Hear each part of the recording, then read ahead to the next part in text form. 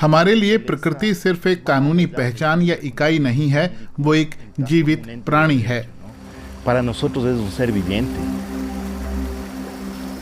जब मैं पहली बार अपने पिता के साथ कीटो आया था तो मैंने एक नदी देखी थी। बचपन में अपने समुदाय में मैंने जो नदियां देखी थीं, वो उनसे बिल्कुल अलग थी। एक रोज परिवार अपने बच्चों और नाती पोतों के साथ मछांगरा घूमने आएंगे और इस नदी में नहाएंगे। पृथ्वी की नसों को नदी कहा जाता है और इसीलिए हम तुमसे कीटू कारा जनजाति के लिए सामर्थ्य और स्पष्टता मांगते हैं। कीटो से होकर बहने वाली मुख्य नदी के पानी के लिए ये लड़ाई एक चेतावनी है।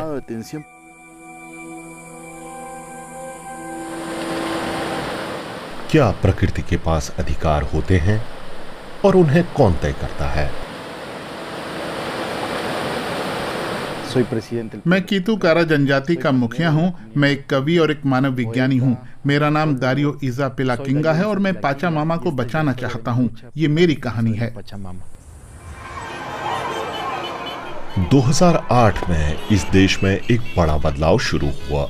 इक्वाडोर संविधान में प्रकृति को उसके अधिकार देने वाला दुनिया का पहला देश बन गया।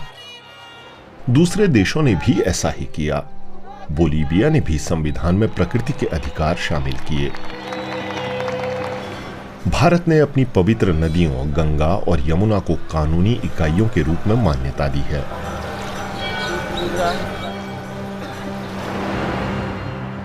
और 2022 में यूरोप में स्पेन का मार मेनोर कानूनी व्यक्ति का दर्जा पाने वाला पहला इकोसिस्टम बना। इक्वाडोर की उपलब्धियों ने कुदरत को नए ढंग से समझने में दुनिया की मदद की। मैं मानता हूं कि इक्वाडोर कुदरत के अधिकार का एक मानदंड है। मछांगरा नदी इसकी एक मिसाल है, खासकर इसलिए क्योंकि ये राजधानी से होकर बहती है। नदी के अधिकारों को लागू करने और उसके पक्ष में कानूनी कार्रवाई करने के लिए दूसरों की मदद भी चाहिए। ब्लांका रियोस तोमा एक वैज्ञानिक हैं और 20 साल से मछांगरा नदी पर शोध कर रही हैं। उनका जमा किया डेटा और ज्ञान अदालती कार्यवाही में काम आता है। नदी इतनी प्रदूषित है कि उन्हें मास्क लगाना पड़ता है। कुछ हिस्सों में तो पानी में सिर्फ 2% ऑक्सीजन है, जबकि जलीय जीवन को बचाने के लिए कम से कम 80% ऑक्सीजन चाहिए। वहाँ आप देख सकते हैं, ये झरना उस औद्योगिक क्षेत्र से बहकर आ रहा है। ये उद्योगों का बेकार पानी है जो बिना ट्रीटमेंट या सफाई के सीधे नदी में बहा दिया जाता है। यहाँ पर तो ये पूरी तरह से सीवर का पानी है, झाग से लबालब।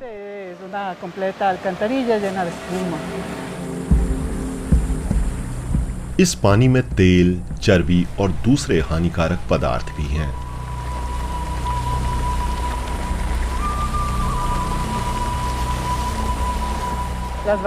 मल में मिलने वाले कॉलीफॉर्म बैक्टीरिया की मात्रा मानक से ज्यादा थी, यानी नदी में सीवेज सिस्टम के लिए स्वीकृत मात्रा से ज्यादा गंदगी है। सोचिए जरा। नदी में 26 किस्म के वायरस पाए गए। इंसानों और जानवरों में कई बीमारियों से इनका संबंध है। पानी के नमूने और विश्वविद्यालयों के अध्ययन अदालती कार्यवाही में निर्णायक साबित हुए। मई 2024 में कीटू कारा जनजाति के लोगों, सामाजिक अभियानों और वैज्ञानिकों ने कीटो शहर पर केस कर दिया। जुलाई 2024 में उनकी जीत हुई।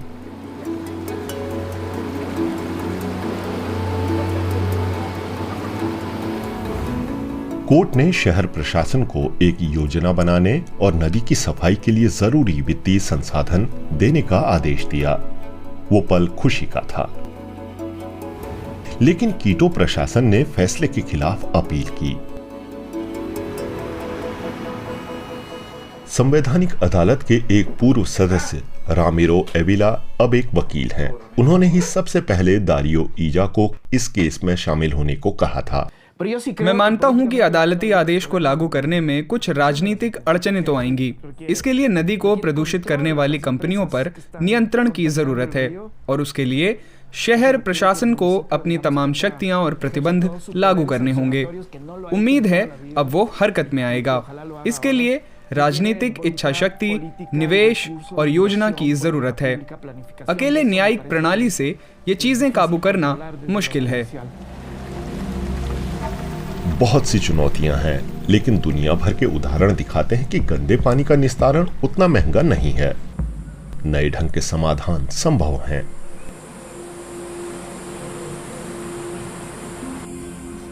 भारत के बेंगलुरु में प्रदूषण वाली जगहों पर डिसेंट्रलाइज्ड सीवेज ट्रीटमेंट प्लांट काम कर रहे हैं, जो रिहायशी इलाकों के पानी को साफ रखते हैं।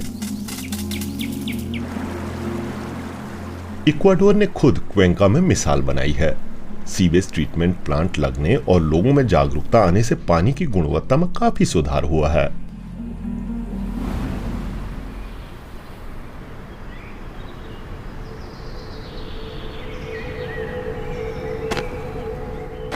दारियो ईजा और कीतुकारा समुदाय के लोग पृथ्वी पर जीवन को अलग थलग करके नहीं देख सकते।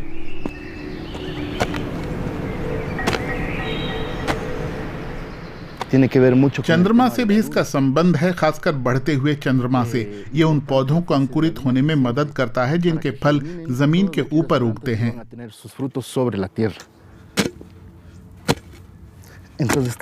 अब हम मिट्टी तैयार करते हैं, खरपतवार हटाते हैं, जमीन को ढीला करते हैं।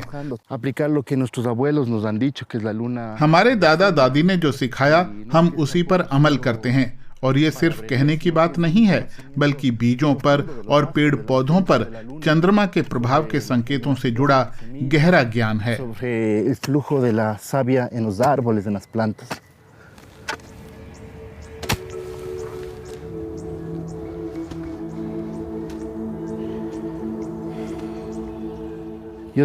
मैंने जब मिट्टी पर काम किया तो अच्छा लगा, मुझे शांति मिली। बीज बोते समय मैं अक्सर नंगे पांव रहता हूँ। मिट्टी ढीली होती है और उसमें गांठें नहीं होती हैं।